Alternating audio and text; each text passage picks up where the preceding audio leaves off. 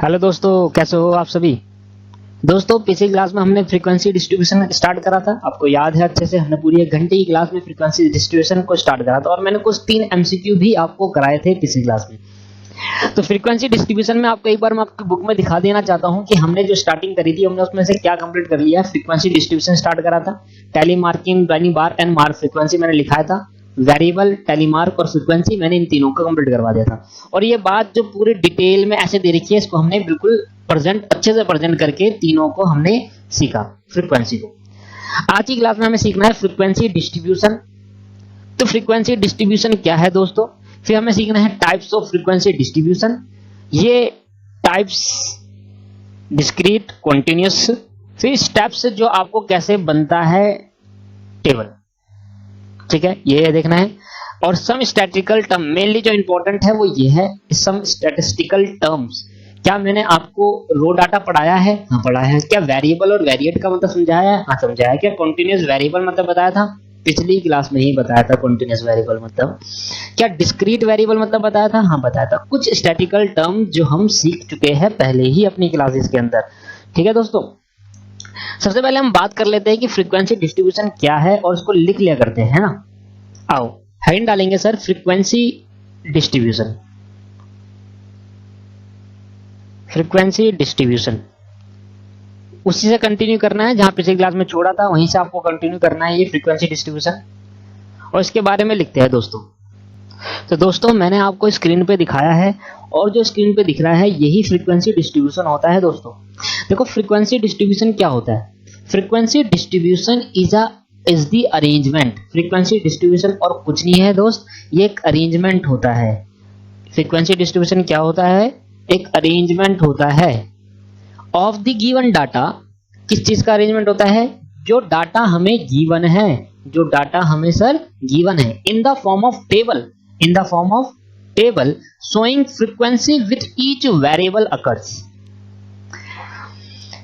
ध्यान सुने कि भाई जो डाटा हमें गिवन है उस डाटा को टेबल में शो करना with frequency and variable occurs, इसी को कहते हैं फ्रीक्वेंसी डिस्ट्रीब्यूशन। तो फ्रीक्वेंसी डिस्ट्रीब्यूशन क्या है और कुछ नहीं है, एक अरेंजमेंट होता है डाटा का जो टेबल की फॉर्म में होता है, जिस टेबल के अंदर फ्रीक्वेंसी और वेरिएबल होते हैं।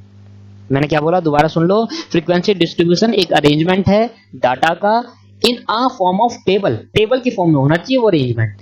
तो फ्रीक्वेंसी डिस्ट्रीब्यूशन एक अरेंजमेंट है डाटा का जो कि टेबल की फॉर्म में होना चाहिए और उस टेबल के अंदर फ्रीक्वेंसी और वेरिएबल्स होने चाहिए। जैसे नीचे आप देख रहे हो कि मैंने कहा ये जो आपके पास ये ऐसे करके दिख रहा है ये सामने, ये तो x जो है वो वेरिएबल है और f जो है फ्रीक्वेंसी, और जो बॉक्स जहां पर ये अरेंजमेंट करा है इसी अरेंजमेंट ऑफ डाटा को फ्रीक्वेंसी डिस्ट्रीब्यूशन कहा जाता है दोस्तों। तो फ्रीक्वेंसी डिस्ट्रीब्यूशन और फ्रीक्वेंसी क्या है? फ्रीक्वेंसी डिस्ट्रीब्यूशन के अंदर फ्रीक्वेंसी आती है। फ्रीक्वेंसी डिस्ट्रीब्यूशन एक अरेंजमेंट है डाटा का जिसके टेबल के फॉर्म में होना चाहिए वो अरेंजमेंट, और उस टेबल के अंदर फ्रीक्वेंसी आनी चाहिए। तो फ्रीक्वेंसी अलग है और डिस्ट्रीब्यूशन अलग है। फ्रीक्वेंसी मतलब कि एक 90 मार्क्स लाने वाले बच्चा कितने हैं, 90 लाख लाने वाले बच्चे कितने हैं, तो कितने जो है वो फ्रीक्वेंसी है। मतलब 10 जने 90 नंबर ले आते हैं तो 10 जो है फ्रीक्वेंसी, कि कितने नंबर ऑफ टाइम वो अकर्स हो रहा है वेरिएबल, ठीक है। तो वो 10 नंबर जो फ्रीक्वेंसी, और इन्हीं को ऐसे अरेंज करना टेबल के अंदर, यही फ्रीक्वेंसी डिस्ट्रीब्यूशन होता है।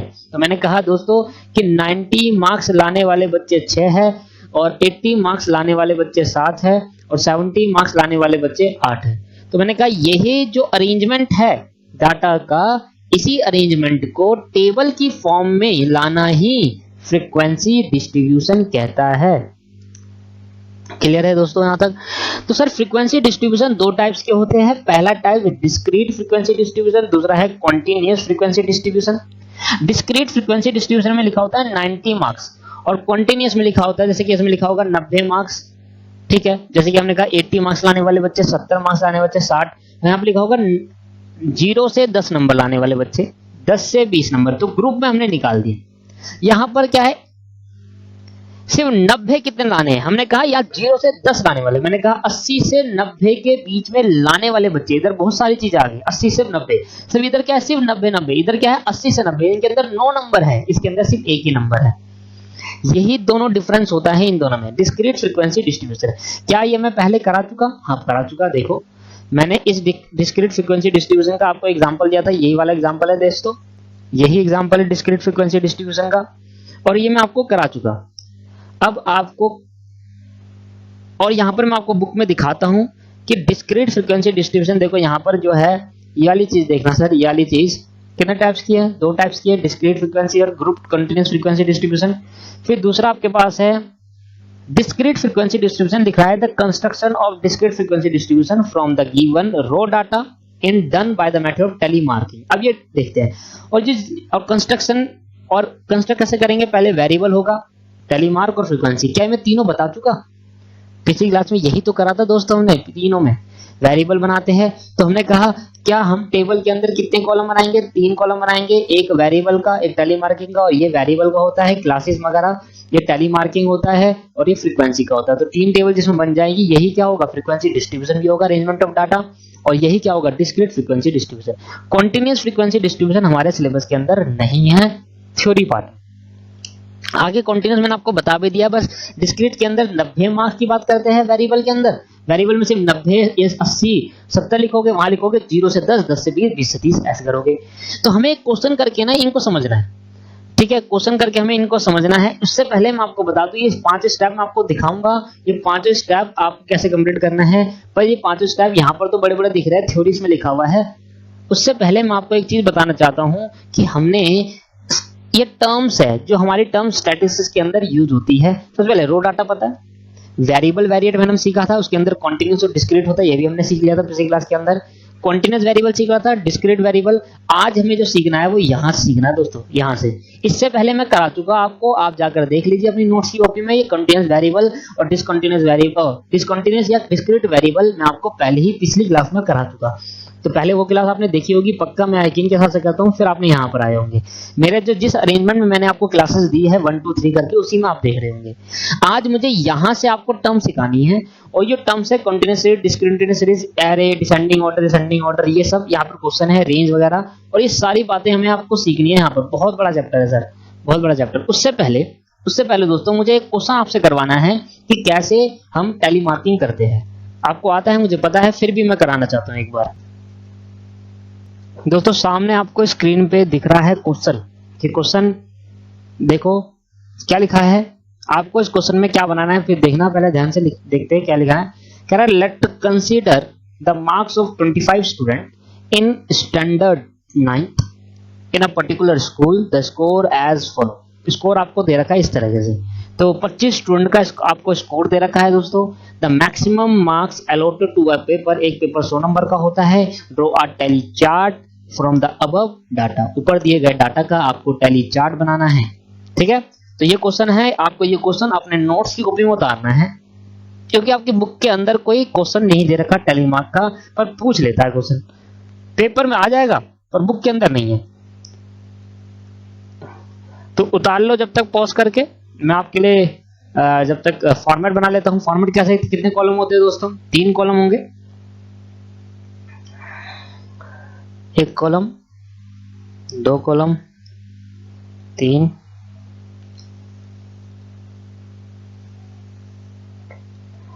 ठीक है सर। 3 कॉलम है। पहले कॉलम में लिखेंगे वेरिएबल जो कि हमारा स्कोर है, तीसरे कॉलम में लिखेंगे टेलीमार्क, चौथे कॉलम में लिखेंगे, तीसरे कॉलम में लिखेंगे फ्रीक्वेंसी। पहले कॉलम में स्कोर, दूसरे कॉलम में टेलीमार्क, तीसरे कॉलम में फ्रीक्वेंसी। 3 कॉलम होते हैं इसके अंदर, ठीक है? पहले ही बता दिया था स्टार्टिंग में, इससे पहले वाली वीडियो में मैंने आपको पहले ही कंसीडर करके बताया था। इस फ्रीक्वेंसी के अंदर, फ्रीक्वेंसी डिस्ट्रीब्यूशन के अंदर 3 टेबल होती है, कॉलम होते हैं, या आप चेक करिए आपको याद आ जाएगा, ठीक है? सबसे पहले देखते हैं कि मार्क्स। अब मैं आपको बता रहा हूं स्टेप्स। पहले आपने 3 कॉलम बनाए, स्टेप नंबर 1। दूसरा 3 कॉलम बनाने के बाद उसका नाम लिख लिया, ठीक है? दूसरा स्टेप आपके पास, पहले जो ऊपर सीरीज दे रखी है, ये वाली जो सीरीज दे रखी है, इस सीरीज को असेंडिंग ऑर्डर में लिखना है। सबसे छोटा कौन सा है? 28, तो 28। अब देखो कि 28 वाले कितने थे, एक मैं काटते जाऊंगा, 1 और देखेंगे 28 है कहीं, कहीं नहीं है। तो एक टैली मार्क करके यहाँ पर एक ही फ्रीक्वेंसी एक ही है इसके बाद। 28 के बाद अगला नंबर क्या होगा? 30। 29 कहीं दिख रहा है आपको? नहीं दिख रहा। तो सर इसके बाद 29 नहीं है, 30 नहीं है, 31 है। देखो 31 यहाँ पर, 31 को कैंसिल कर देता हूँ, 31 लिख देते हैं यहाँ पर। देखते हैं 31 है कितने। 31 भी एक ही है, एक नंबर एक। फ्रीक्वेंसी मतलब क्या है? 31 मार्क्स लाने वाले बच्चे कितने हैं, ठीक है। इसके बाद 32 है आपके पास, 32 भी कैंसिल कर देते हैं। 32 आपके पास एक है, और सॉरी 31 देखो दोस्तों, 2 है, एक ये रहा 31, इसको भी कैंसिल करेंगे, यहाँ पर 2 लगाएंगे और यहाँ पर 2 लिखेंगे, मतलब 31 लाने वाले बच्चे 2 है, ठीक है। ध्यान रखिए 32 वाले कितने हैं? 32 एक ही है। आगे 32 के बाद आप भी करो, पहले मैं भी करता हूं। दोस्तों मैंने निकाल दिया है, आपने भी निकाल दिया होगा, मैंने आपको कहा था कि कर लेना, सिंपल है। आप देखो फिर मैं देख लेते हैं एक बार। देखो 33 कितने हैं, मैंने यहाँ पर निकाल दिए, एक है। 33 यहाँ पर एक है। 41 कितने हैं? यहाँ पर एक है, 41। 53 यहाँ पर 5 है। 5 के लिए कैसे करते थे? 1 2 3 4 5 ऐसे, या फिर सीधा, ठीक है। 56 कितने हैं? 56 मैंने गिने तो कितने हो गए? 4, 1 2 3 4। 61 आपके पास 2 है, 61 2 है। 64 आपके पास 3 है, 1 2 3। 70 आपके पास 2 है, 1 2। 74 आपके पास 2 है, और 88 आपके पास 1 है। तो देखो दोस्तों यही टैली मार्किंग होती है, और ऐसे ही आपको पता था टैली मार्किंग कैसे करते हैं, फिर भी एक शगुन के तौर पे क्वेश्चन कर लिया था, ठीक है। अगर पेपर में आए तो याद हो जाएगा। पर एक चीज याद आई इसके अंदर कि पहले क्या होता है? असेंडिंग ऑर्डर में होता है। पहले क्या होंगे दोस्तों? असेंडिंग ऑर्डर में होंगे, फिर टैली मार्किंग करेंगे। तो ये आपके लिए क्वेश्चन था। एक क्वेश्चन मैं आपको दे रहा हूं घर से होमवर्क करने के लिए, अगली क्लास में आते ही मैं वो क्वेश्चन आपको कराऊंगा, ठीक है दोस्तों। तो होमवर्क सुनो आपके। तो दोस्तों क्वेश्चन नंबर 2 आपके लिए होमवर्क में है, जो सामने स्क्रीन पे दिख रहा है। क्वेश्चन नंबर 2, या आपको वीडियो पोस्ट करके पहले इतना उतार लो, फिर मैं फोटो का वीडियो दिखा देता हूं। ये जो बीच में स्क्रीन है इसका देख लो सर,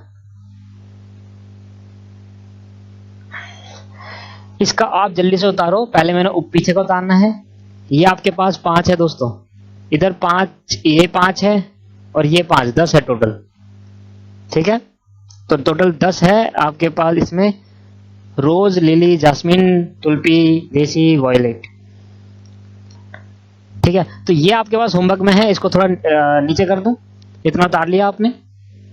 हाँ इतना उतार लिया। इसको अब ये मेन क्वेश्चन भी उतार लो, जो क्वेश्चन पूछा गया है। आपको टेबल बनानी है, दोबारा ही टेबल बनाने और फ्रीक्वेंसी भी लिखनी है साथ में। टेबल बनाने के बाद फ्रीक्वेंसी लिखनी है, और फ्रीक्वेंसी के बाद नीचे दिए गए आंसरों का, क्वेश्चनों का आंसर देना है, ठीक है।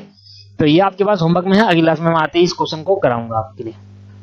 तो दोस्तों आपने क्वेश्चन उतार लिया है। ये फोटो भी मैंने, जहां पर ये फोटो को मैंने जूम करा है वहां जाकर आप पॉज कर लेना, पहले उतार लो, बीच में जगह छोड़कर वहीं पर पीछे जाकर इसको जूम करके, जो मैंने जूम करा था वहां से जाकर इसको उतार लेना, ठीक है। तो ये आपके लिए होमवर्क में है, मैं अगली क्लास में कराऊंगा पक्का। आपको मुझे इसका आंसर बताना है अगली क्लास में। जो स्टार्टिंग पॉइंट होगा, क्लास स्टार्ट होते ही ये वाला क्वेश्चन मैं आपको कराऊंगा, ठीक है। तो हमने अब क्वेश्चन के अंदर ये पढ़ना है स्टेप्स। मैंने आपको स्टेप बताए थे। कह रहा है प्रिपेयर 3 कॉलम, कराया था। आगे बोलो, arrange the data in the value in the lowest to highest, मतलब ascending order. Lowest to highest का मतलब क्या होता है? Ascending order.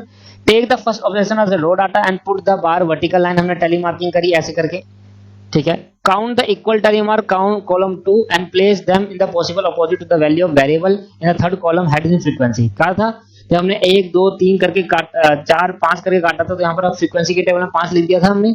Given suitable title of the frequency distribution table so exactly convey the information containing the, बस हमने एक चीज नहीं करी, 5 स्टेप। हमने उस टेबल का टाइटल नहीं दिया, और टाइटल क्या होना चाहिए? मार्क्स मैक्सिमम टाइटल होना चाहिए आपके पास, table showing marks of students, marks of student, table showing marks of student, ये आपके पास टाइटल हो। क्या 5 स्टेप जो दे रखे थे वो हमने कर दिए? वो 5 स्टेप पढ़ने की जरूरत नहीं है, हमने तो 5 स्टेप करके देख लिए, ठीक है। अब टैली मार्किंग किसको नहीं आती? बचपन से सीखते हुए आए टैली मार्किंग। तो सर अब हम ना स्टैटिस्टिक्स में बढ़ते हैं, जरा ध्यान देना इधर। हमने यहाँ पर ऊपर का हमने ये बातें कवर कर ली है दोस्तों।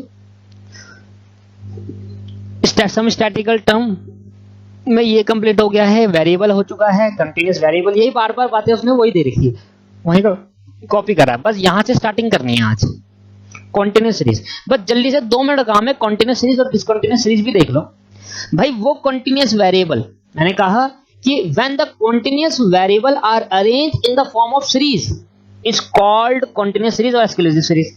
आपने अगर यूट्यूब पे मेरी मैथ की क्लास देखी है तो वहां पर मैंने सीरीज का मतलब बताया था, सीरीज का मतलब क्या होता है। अगर नहीं देखी तो आप वहां पर जाकर देखिए, ईपीजीपी में सीरीज का मतलब होता है अरिथमेटिक सीरीज, है ना, series sequence and series chapter के अंदर। तो सीरीज एक लाइन से होता है डियर, सीरीज एक लाइन से होता है कि आपने जब कॉन्टिन्यूअस वेरिएबल को अरेंज करा इन द फॉर्म ऑफ सीरीज, एक सीरीज की फॉर्म में अरेंज कर दिया, उसी कॉन्टिन्यूअस वेरिएबल को कॉन्टिन्यूअस सीरीज कहते हैं। मैं अगर छोटा सा अगर एक बात कहूं कि अगर मैंने कहा कॉन्टिन्यूअस, ये आपको कॉपी में लिखना है आपने, ठीक है दोस्तों, ये आपको कॉपी में लिखना है क्योंकि छोटी सी बातें हैं, आपको बस यही देखनी है, ऐसे ही उतारना है सेम।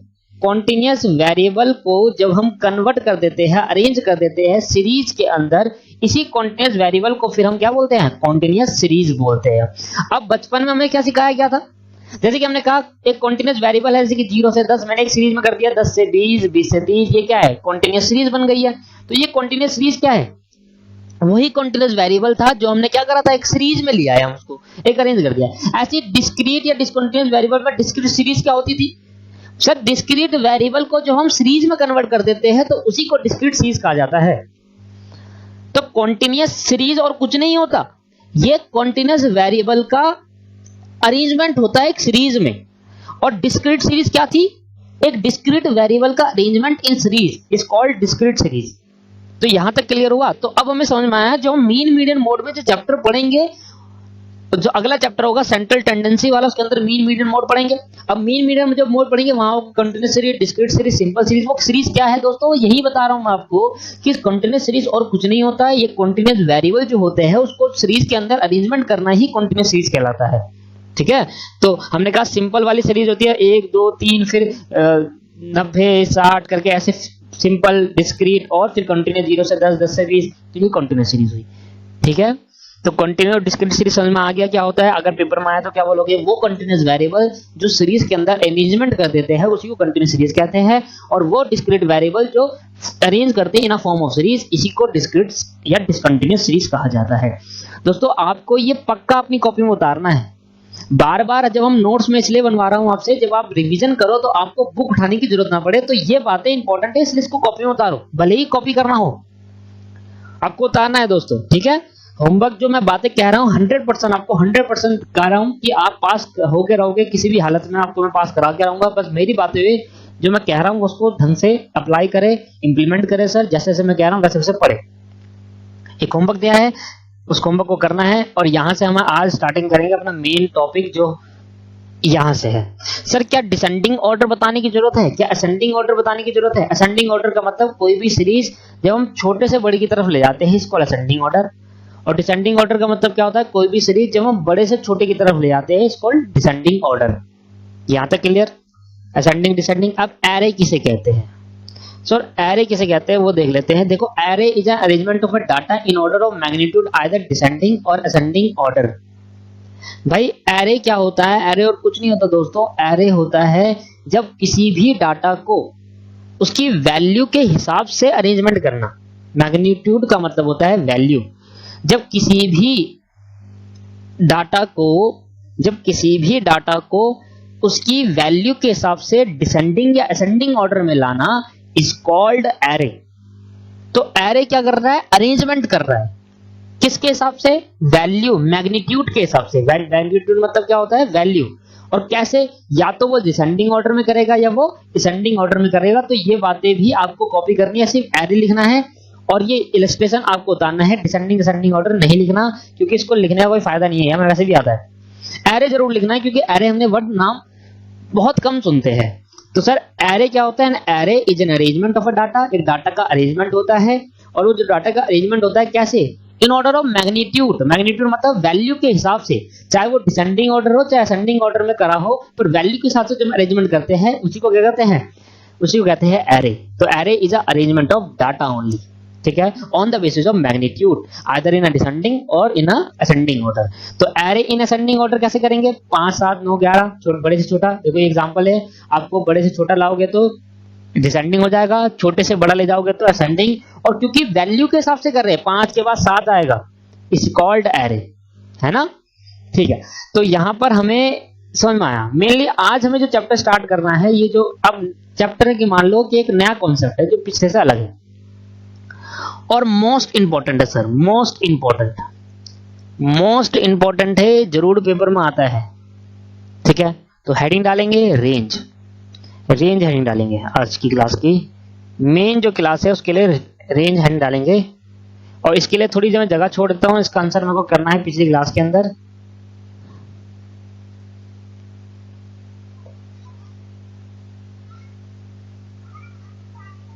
ठीक है दोस्तों, ठीक है, मैंने हेडिंग डाली रेंज। दोस्तों हमने रेंज के बारे में लिखना है, मैंने यहां पर लिख दिया आपके सामने रेंज क्या है। तो देखो रेंज क्या है sir, range is the difference between largest and smallest number in a given data. Sir जो भी डाटा आपको गिवन होगा उसका जो लार्जेस्ट और स्मॉलेस्ट नंबर होगा उसका जो डिफरेंस है वही रेंज है। तो range is the difference between the largest number and smallest number. तो ये जो फॉर्मूला है ये सही है, ये आपने पहले भी करा हुआ है रेंज। तो बताओ अगर मैंने कोई डाटा दे रखा है आपको, ये डाटा है, मैंने कहा ये पेट्रोल के प्राइस है अलग अलग स्टेट्स के, मैंने कहा ये दिल्ली स्टेट का है, ये यूपी का है, ये हरियाणा का है, ऐसे करके ये आगे बहुत सारे स्टेट्स के अलग अलग स्टेट्स के पेट्रोल के प्राइस है। अब जब अलग अलग स्टेट के पेट्रोल के प्राइस है दोस्तों, तो मैंने कहा रेंज कैसे निकालेंगे। रेंज निकालने के लिए आपको फॉर्मूला क्या चाहिए, रेंज निकालने के लिए फॉर्मूला चाहिए लार्जेस्ट माइनस स्मॉलेस्ट, बड़े में से छोटा माइनस करेंगे, 70.50 माइनस 69.50। तो जो आपकी रेंज आई दोस्तों वो आई 2।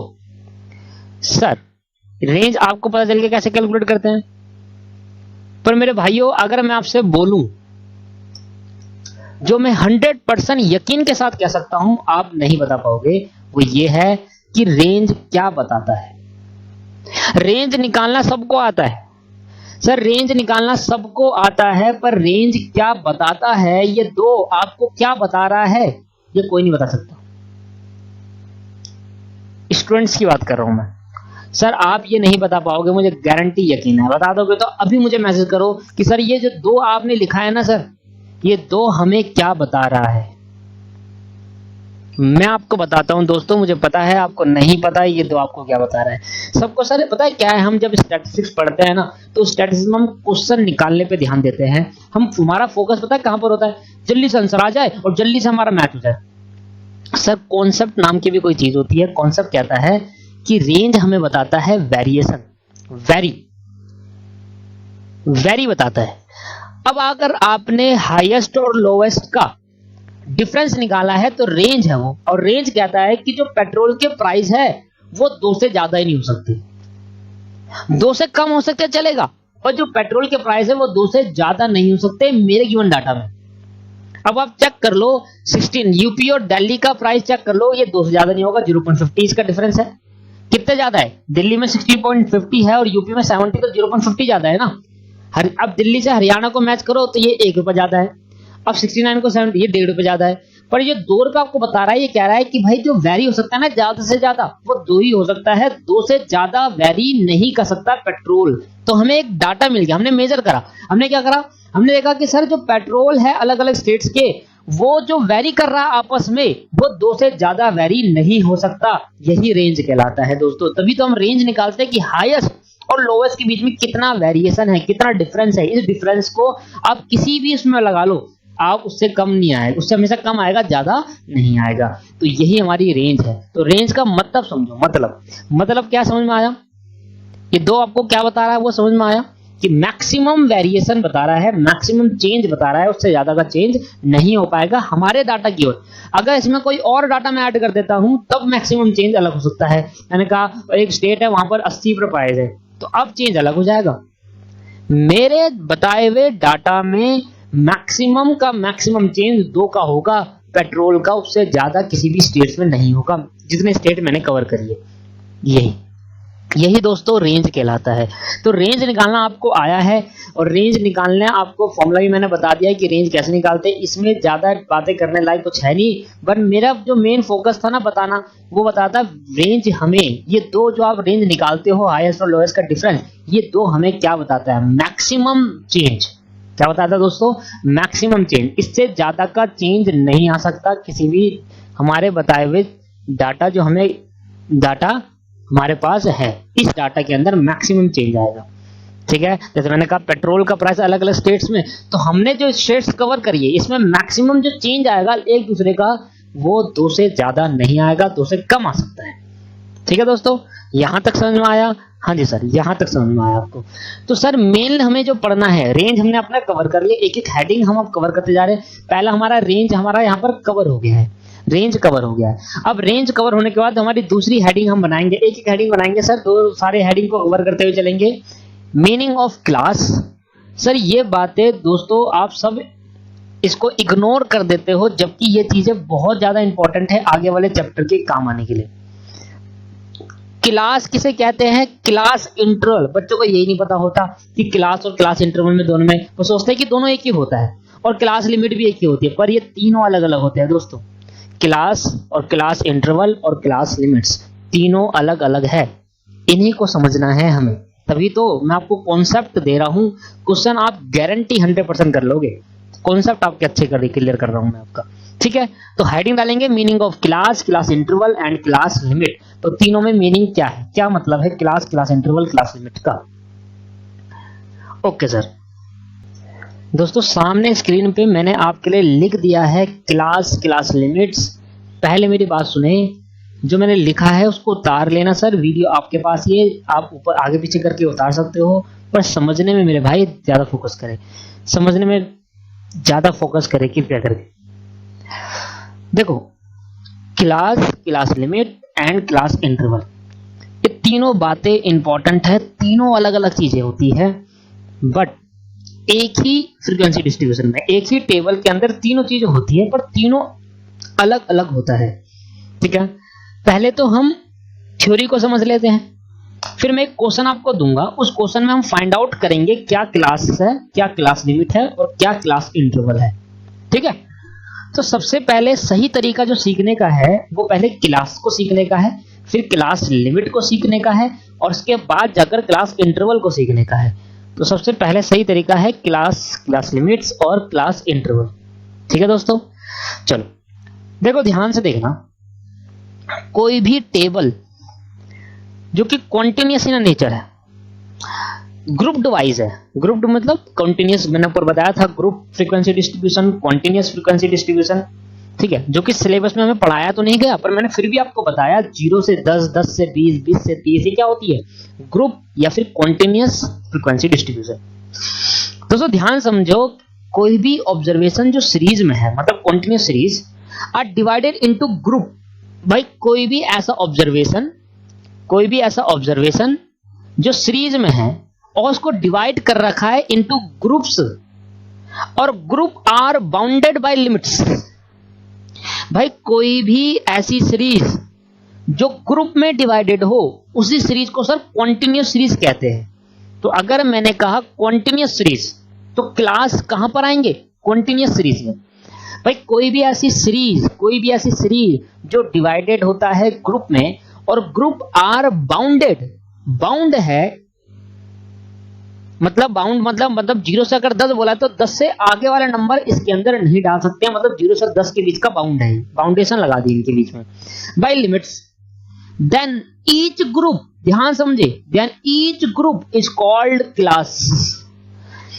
Each group is called class का मतलब यह है कि देखो, मैंने कहा एक क्वेश्चन है जिसमें मैंने बोला 0 से 10, 10 से 20, 20 से 30। ठीक, ये बोला है। जो 0 से 10 है वो एक ग्रुप हो गया, 10 से 20 दूसरा ग्रुप, इधर 20 से 30 तीसरा ग्रुप, 30 से 40 चौथा ग्रुप, 40 से 50, ऐसे करके बहुत सारे ग्रुप होंगे। जो ये ग्रुप में बांटा गया है, जो जिनके बीच में एक बाउंडेशन है, 0 से 10 के बीच में नंबर यहाँ आएंगे, 10 से 20 के यहाँ आएंगे, 20 से 30 के यहाँ आएंगे, 30 से 40 के यहाँ आएंगे। तो ये जो ग्रुप में बांटा गया है दोस्तों, उसी ग्रुप को नाम देते हैं क्लास। तो आज के बाद ये बात ध्यान रखना कि 0 से 10, 10 से 20, 20 से 30, 30 से 40 जितने भी है ये क्लासेस है। एक होगा तो क्लास और बहुत सारी होंगी तो क्लासेस। तो ग्रुप ही क्या होते हैं? क्लास होता है। ये बात समझ में आ गई? ठीक है, क्लास तो समझ में आ गया दोस्तों हमें। अगर मैं एक क्वेश्चन बनाऊं दोस्तों आपके लिए, मैंने ये उतार लेना, आप आराम से उतार लेना, इसमें कोई एग्जाम्पल्स अगर मैं बनाऊं तो एग्जाम्पल के अंदर आपको सबसे पहले क्लासेस होंगे। क्लासेस मतलब 0 से 10, 10 से 20, 20 से 30, 30 से 40 और 40 से 50। मैंने कहा ये आपके पास क्वेश्चन है। इसमें आपको फ्रीक्वेंसी भी दे रखी है, मैं फ्रीक्वेंसी लिख देता हूं। ज्यादा बड़ा फ्रीक्वेंसी का अभी हमारे लिए कोई काम नहीं है, बस अभी हमारा काम जो है वही है क्लास से। फ्रीक्वेंसी डाल दी मैंने भाई 5, 3, 2, 4 और 5, ये फ्रीक्वेंसी है। सर ये मेरा क्वेश्चन है, अब मुझे बताओ इसके अंदर कितने क्लास है। सर देखो ये आपके पास क्या हुआ, मैंने कहा बताओ क्लास क्या होंगे। पहला मेरा क्वेश्चन मेरा क्या है, फाइंड करो क्लास। तो मैंने कहा क्लास क्या है, मैंने कहा भाई 0 से 10 एक क्लास हो गया, 10 से 20 दो क्लास हो गए, 20 से 30 तीन क्लास हो गए, 30 से 40 चौथा क्लास है और 40 से 50 ये तो होगी सर क्लासेस। अब मैं इसके बाद फाइंड आउट करूंगा क्लास लिमिट। दोस्तों मैं क्या फाइंड करूंगा, क्लास लिमिट, इसी क्वेश्चन के अंदर। ठीक है, यहां तक समझ में आया आपको? यहां तक समझ में आ गया। अब आपको बढ़ते हैं क्लास लिमिट की तरफ पे। आप ये क्वेश्चन सारे उतार लेना। देखो ये तो आप उतार लो, क्लासेस उतार लिया आपने, ठीक है, क्लासेस उतार लो वीडियो को पॉज करके, फिर अब क्लास लिमिट में चलते हैं। अब क्लास लिमिट उतार लेना आप, पहले देख लो, पहले देख लो दोस्तों। सर क्लास लिमिट क्या है, कह रहा था and values of a class, एक क्लास की, आ लिखा है दोस्तों यहां पर आ, एक क्लास की जो एंड्स वैल्यू होगी उसी को क्लास लिमिट कहा जाएगा। जरा ध्यान देना, इधर मेरे एग्जांपल में ध्यान देना दोस्तों, ये वाला एग्जांपल मेरा ध्यान देना। मैंने कहा 0 ये एक एंड वैल्यू है, बिगिनिंग की एंड वैल्यू है, मतलब 0 से स्टार्ट होगा, और 10 एक एंड वैल्यू है। तो ये 0 है ना सर, ये भी एंड वैल्यू कहलाते हैं और 10 को भी एंड वैल्यू कहते हैं। 0 भी एंड वैल्यू और 10 भी एंड वैल्यू।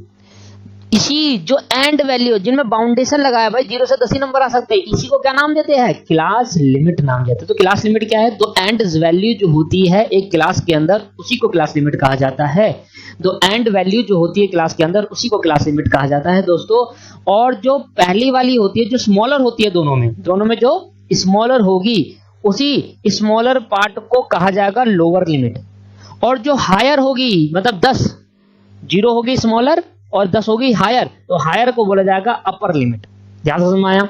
तो क्लास लिमिट क्या होती है, और क्लास तो होगी 0 से 10 ये क्लास है, इसके अंदर जो एंड्स वैल्यू होती है वो होगी क्लास लिमिट, जो स्मॉलर होगी वो होगी लोअर लिमिट, और जो अपर होगी वो होगी हायर होगी वो होगी अपर लिमिट। यहां देखना, the smaller value of two limit, दोनों लिमिट के अंदर जो स्मॉलर वैल्यू होगी वो लोअर लिमिट होगी, और दोनों लिमिट के अंदर जो हायर वैल्यू होगी वो अपर लिमिट होगी। यहां तक बात क्लियर है? अगर मैं और एक लास्ट पॉइंट इसका ये लिखना है, these two class limit are sometimes called, बहुत important word, stated class limit. या एमसीक्यू में आने के चांसेस यहां से है, बच्चे ये भूल जाता, अब सोचेगा stated class limit. Stated class limit को ही क्लास लिमिट्स कहा जाता है, स्टेटेड वर्ड लगा दिया गया है। अब ध्यान देना जरा, इधर ध्यान देना सर। अब मैंने आपसे पूछा बताओ भाई क्लास लिमिट कौन सी है, मैंने कहा अब मुझे बताना पड़ेगा 0 से 10, 0 एक क्लास लिमिट है और 10 भी एक क्लास लिमिट है, पर 0 क्या हो गई, अपर लिमिट, लोअर लिमिट, और 10 क्या हो गई, अपर लिमिट। ऐसे मुझे क्या करना पड़ेगा, मैं कहा भाई 10 से 20 में बताओ 10 क्या हो गया, लोअर लिमिट, और 20 क्या हो गया, अपर लिमिट। ऐसे मैंने कहा लास्ट वाला बताओ 40 से 50 में 40 क्या है, इन दोनों में, दोनों 40 और 50 क्या है, 40 और 50 दोनों ही क्लास लिमिट से है, पर 40 है लोअर लिमिट और 50 है अपर लिमिट। यहां तक समझ में आया? ये होगी क्लास लिमिट। अब आपसे क्वेश्चन नंबर 3 आपसे पूछ रहा है कि बताओ क्लास इंटरवल क्या है, क्लास इंटरवल। ठीक है, ये तो क्वेश्चन नंबर 1 पूछा, यहां पर क्वेश्चन नंबर 2 पूछा, यही बातें तो हम कर रहे हैं, सीख रहे हैं। आ जाओ इधर देखो, यहां हो गया, ये उतार लिया होगा आपने, सारा ऐसे ही उतारना जैसे मैंने उतारा है। तीसरा हमारा पॉइंट है द डिफरेंस बिटवीन, ध्यान समझा, the difference between lower limit and upper limit of the class is known as class interval. तो क्लास इंटरवल वो नहीं होते थे, क्लास इंटरवल क्या होते थे, क्लास इंटरवल होते हैं लोअर लिमिट और अपर लिमिट के बीच का डिफरेंस। और डिफरेंस कैसे निकालेंगे, अपर को आगे रखेंगे, लोअर को पीछे रखेंगे, अपर minus lower is called class interval. तो मैंने बताया, बताओ कि भाई इस केस के अंदर अब बहुत सारे, भाई 0 से 10 के केस में क्लास इंटरवल क्या होगा, मैंने कहा भाई 0 से 10 के बीच में अलग निकालना है, 10 से 20 के बीच में अलग, 20 से 30 के बीच में ऐसे, सो ऑन, ऐसे आपको निकालना है। देखो 0 से 10 के बीच में कैसे निकालना, 10 माइनस 0 इजिकल टू क्या होगा 10, 20 माइनस 10 इजिकल टू क्या होगा 10, और 30 माइनस 10 इजिकल टू क्या होगा 10। ऐसे हम अगर कहे कि बताओ आगे वाला करे तो 30 से 40 और 40 से 50, इनके बीच में डिफरेंस क्या आएगा, सेम 10।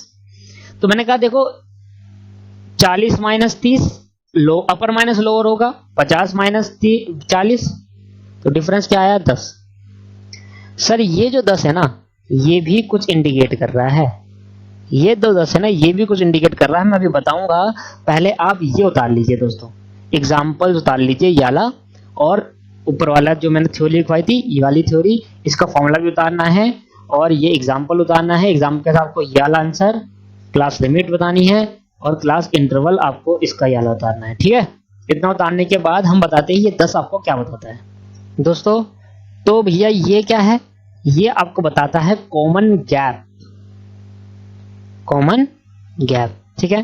देख रहे हो आप, सबके बीच का कॉमन गैप है, तो हमेशा कॉमन गैप होना चाहिए, ठीक है। अगर कॉमन गैप नहीं है किसी सीरीज के अंदर, कॉन्टिन्यूअस सीरीज के अंदर, तो हमें उसको कॉमन गैप में लेकर आना है। और कैसे लेकर आएंगे, अब ये हमारा नया कंसेप्ट है। समझ में आया नया कंसेप्ट क्या है, नया कंसेप्ट है कि हर सीरीज के बीच का कॉमन गैप सेम होना चाहिए। अगर कॉमन गैप सेम नहीं हुआ तो उसको सेम कैसे बनाएंगे, मुझे पता है आपको आता है, पर मुझे उसमें टर्म सिखानी है सर, उन टर्म्स को क्या बोलते हैं और निकालते कैसे हैं, उसका फॉर्मूला क्या था, अब मुझे पता है निकाल दोगे, अगर मैं दूंगा तो दोनों को सेम बना दोगे, है ना। तो सीखते हैं सर, ठीक है। अब हमें क्या देखना, कॉमन गैप अगर सेम नहीं आया तो क्या होगा, उस केस के अंदर हमें कॉन्सेप्ट सीखना होता है क्लास बाउंड्री। एक नया कंसेप्ट आया, क्लास बाउंड्री।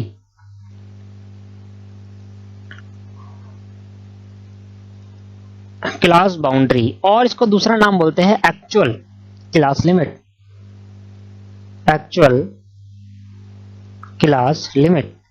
तो हमारा कंसेप्ट क्या है, क्लास बाउंड्री किसे कहते हैं और एक्चुअल क्लास लिमिट वो क्लास बाउंड्री ही होती है। इसके बारे में लिख दूं मैं, और आप दोस्तों मैंने आपके लिए लिखा क्लास बाउंड्री का मतलब आप उतार लेना। कहा देखो तो gap between the limits of two adjacent classes. सबसे पहले आपने बचपन में देखा, मैंने आपको एक एग्जांपल देता हूं, बचपन में आप टू ऐसे करके एक डायग्राम देखा था, एक एंगल ये हुआ करता था, एक एंगल ये हुआ करता था, इन एंगल का नाम क्या था, एडजेसेंट एंगल, एडजेसेंट एंगल है ना, ये था ना इनका नाम एडजेसेंट एंगल।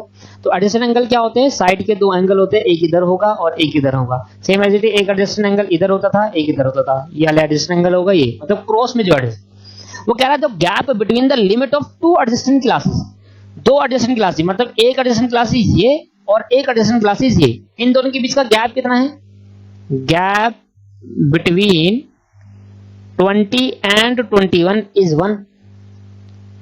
और ये एडजेसेंट क्लासेस और ये एडजेसेंट क्लासेस, इन दोनों के बीच का गैप कितना है, same 30 and 31 is equal to 1। कह रहा है जो ये गैप है ना दोस्तों, इसी गैप को नाम देते हैं क्लास बाउंड्री। क्या बोलते हैं, क्लास बाउंड्री। तो क्लास बाउंड्री समझ में आया। तो हमें क्लासेस को क्लास बाउंड्री में कन्वर्ट कब करना है, जब गैप हो उनके बीच में। किसके बीच में, दो एडजेसेंट क्लासेस, ये एक एडजेसेंट क्लासेस, ये, इन दोनों के बीच का अगर गैप होता है तो पहले क्वेश्चन सॉल्व करने से पहले उसको क्लास बाउंड्री में लेकर आते हैं, ठीक है दोस्तों। तो क्लास बाउंड्री समझ में आया। आप कैसे लेकर आएंगे, उसके लिए मैं आपके लिए एक फॉर्मूला लिख रहा हूं, फॉर्मूला नाम की कोई चीज नहीं है, फालतू का फॉर्मूला है, फिर भी लिख देते हैं क्योंकि बुक में हमारे दिए रखा है। Lower class boundary,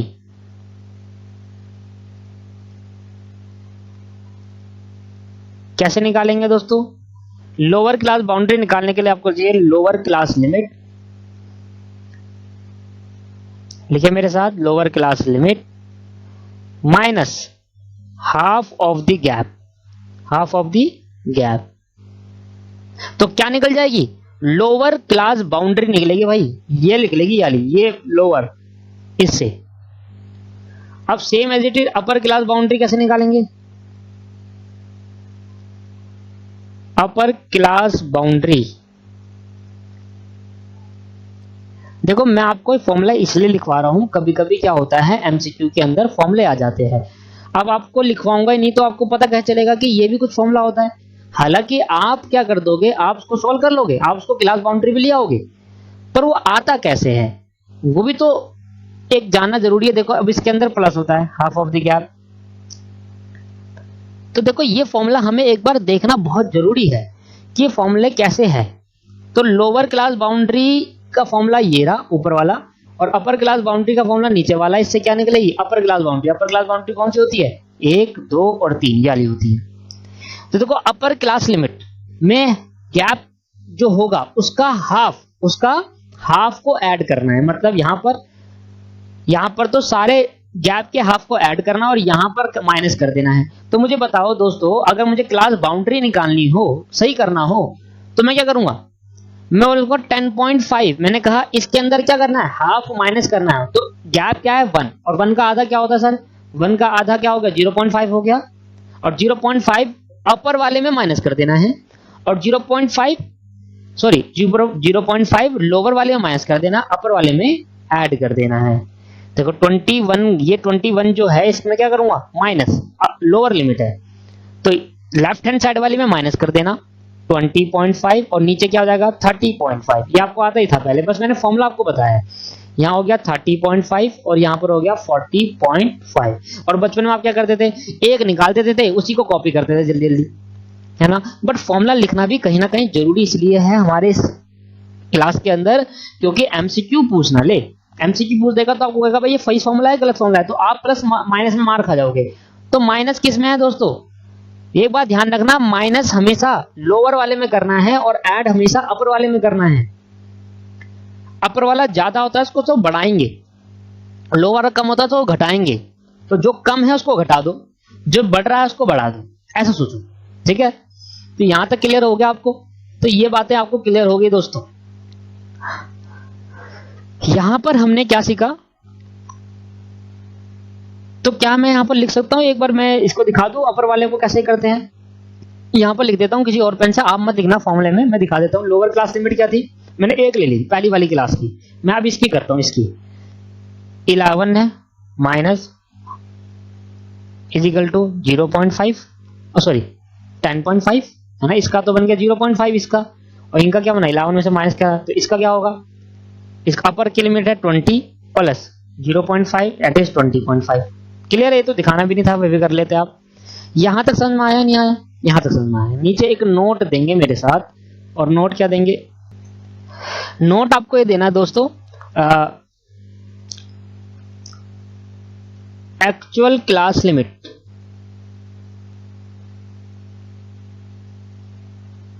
another name is, या तो आप ऐसे लिखो दोस्तों, ऐसे लिखो, एक मिनट ऐसे लिखो आप कि क्लास बाउंड्री,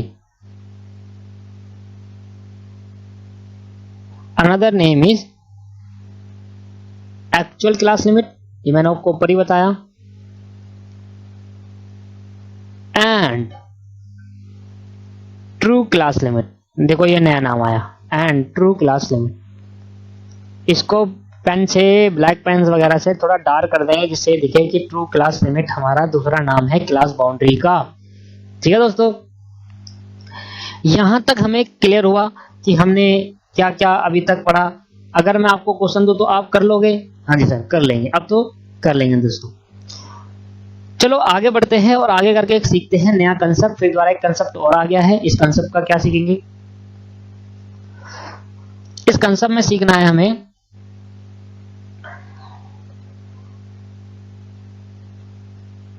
क्लास मार्क।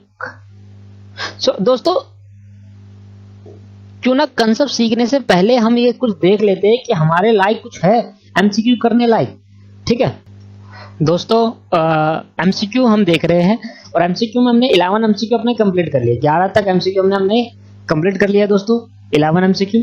अब हम बात कर रहे हैं एमसीक्यू नंबर 12 की। देखो वेट आप हमेशा याद रखना, वेट हमेशा फ्रीक्वेंसी को बोला जाता है। वेट हमेशा किसको बोला जाता है दोस्तों? फ्रीक्वेंसी को। देखो जब भी हम कहते हैं ना वेट का मतलब वो नहीं कि कितने किलो का है, वेट का मतलब ये है कि इस कैटेगरी में कितने स्टूडेंट आ रहे हैं। तो वेट क्या है स्टूडेंट्स ऑफ, तो मैंने कहा भाई 0 से 10 मार्क्स लाने वाले बच्चे 5 है, तो ये 5 इज अ वेट, इस 5 को वेट भी कहा जाता है। तो weight are generally called frequencies. ठीक है, weight are generally called frequency. इसको इंपॉर्टेंट पॉइंट में वर्ड देना, वेट को हमेशा क्या बोलेंगे? फ्रीक्वेंसी। आगे जाकर आप देखो ना वेट, तो वेट प्रोबेबिलिटी में आपको पता चलेगा वेट्स क्या होते हैं ना। आगे स्टैटिक फाइनेंशियल मैनेजमेंट जब आप सीखोगे तो वहां पर वेट्स का यूज होता है। तो वेट का मतलब हमेशा याद रखना, weight is a frequency, weight ही दूसरा नाम है फ्रीक्वेंसी। ठीक है, वेट्स। देखो लेंथ ऑफ अ क्लास, देखो यहाँ पर एक नया कंसेप्ट हमने सारी सीख लिया, बट आप एक चीज यहाँ पर ऐड करेंगे, यहाँ पर एक चीज और लिखेंगे मेरे साथ। लेंथ ऑफ अ क्लास क्या होती है? लेंथ ऑफ अ क्लास लिखे मेरे साथ, alien length of the class कैसे फाइंड होती है? लेंथ ऑफ द क्लास बस दूसरा नाम है दोस्तों। Length of the class find out करना है, क्लास की लेंथ फाइंड आउट करनी है। जैसे रेंज होती है ना वैसी लेंथ हो गई। तो लेंथ ऑफ द क्लास क्या होगा? लोअर क्लास बाउंड्री, सॉरी अपर क्लास बाउंड्री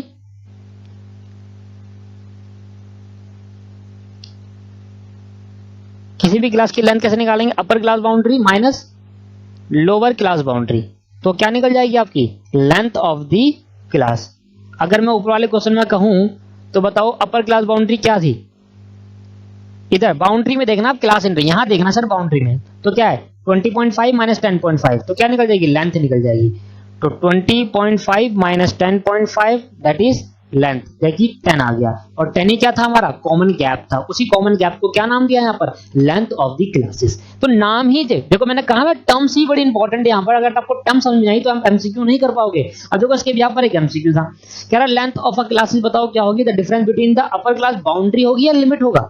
सर बाउंड्री है फॉर्मूले के अंदर, फॉर्मूले के अंदर क्या है? बाउंड्री, बाउंड्री लिमिट का नहीं, बाउंड्री का। तो अपर क्लास लिमिट और लोअर क्लास लिमिट तो हमारा क्या था? क्लास इंटरवल था, है ना। अपर क्लास लिमिट और lower class limit class interval था। और लेंथ क्या होगी? अपर class boundary minus lower class boundary का डिफरेंस, तो लेंथ। तो ए इज अ राइट आंसर। ठीक है दोस्तों। अच्छा देखो 14 क्वेश्चन आपके पास अभी मैंने कराया नहीं है, फिर भी अगर हम करना चाहे तो कर सकते हैं। 14 क्वेश्चन आप देखे, क्या रहा है? फ्रॉम द, ये आपके क्लासेस गिवन है नीचे, इधर आपके फ्रीक्वेंसी गिवन है। क्या आप सीएफ निकाल सकते हो? Cumulative frequency. हाँ सीखा है, पर होता क्या है मैं आपको बताऊंगा। पहले क्यूमुलेटिव फ्रीक्वेंसी निकालना आता है आपको? 5 में ये ऐड कर देंगे तो यहाँ पे लिख देंगे 13 में ऐड करेंगे तो कितना होगा? 28 में 6 ऐड करेंगे और ये हो जाएगा 34 और ये हो जाएगा 38। चेक करना एक बार। ठीक है सर, तो आप मुझे बताओ सर क्यूमुलेटिव फ्रीक्वेंसी अगर हम पूछूं भाई 20 और 30 के क्लास इंटरवल में क्यूमुलेटिव फ्रीक्वेंसी कितनी होगी? तो आप क्या होगा? 28 है। मैंने कहा अगर 40 to 50 के क्लास इंटरवल में क्यूमुलेटिव फ्रीक्वेंसी कितनी होगी? आपका होगा 38 है। सर क्यूमुलेटिव फ्रीक्वेंसी कैसे किसे है ये पक्का बताऊंगा मैं आपको, मुझे पता आपको नहीं पता, पर निकालना सबको आता है। सीएफ फ्रीक्वेंसी को जोड़ते जाओ, सीएफ निकलते जाएगा और इसका टोटल हमेशा सीएफ के एंड के बराबर होगा, मतलब ये 38 होगा। अब आप क्वेश्चन देखो क्या कर रहा है। फॉर 20-30 क्यूमुलेटिव फ्रीक्वेंसी अभी तो निकाला 28। अब क्वेश्चन बताओ, इतना सिंपल था। 20-30 का क्यूमुलेटिव फ्रीक्वेंसी क्या होगा? अब बच्चा 15 आंसर देता है। सर 15 तो फ्रीक्वेंसी है, क्यूमुलेटिव फ्रीक्वेंसी का मतलब फ्रीक्वेंसी का सम। और सीएफ कहते किसे हैं ये पक्का बताऊंगा मैं आपको। सीएफ अगर मैंने क्लास में नहीं बताया तो आप मुझसे मेरे को मैसेज कर देना कि सर आपने सीएफ का मतलब नहीं बताया, पर जरूर बताऊंगा आगे जब कंसेप्ट आएगा। ठीक है, अभी इसका कंसेप्ट नहीं है यहाँ पर, बस एमसीक्यू डाल दिया कहीं से भी। अच्छा ये हमको मैं बाद में बताऊंगा, ये अभी है नहीं, अगले चैप्टर में है ये हमारा सिलेबस का पार्ट नहीं है, मैंने आपको काट दिया था, पर फिर भी मैं आपको बता दूंगा, कोई प्रॉब्लम नहीं है।